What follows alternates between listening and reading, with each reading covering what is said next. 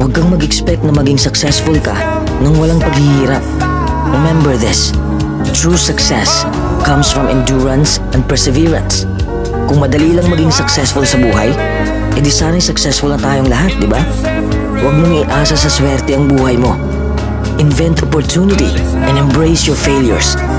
Maraming taong hihila sa'yo pababa, pero huwag kang magpapahila sa kanila. Huwag kang makinig sa mga taong toxic. Oo, mapapagod ka sa iyong paglalakbay.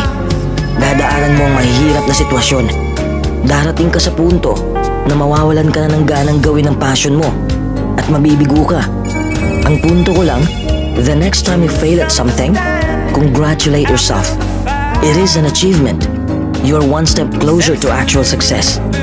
Marami kang matutunan sa kabiguan mo. Along the way, you learn a lot about yourself and you learn a lot about what makes you happy.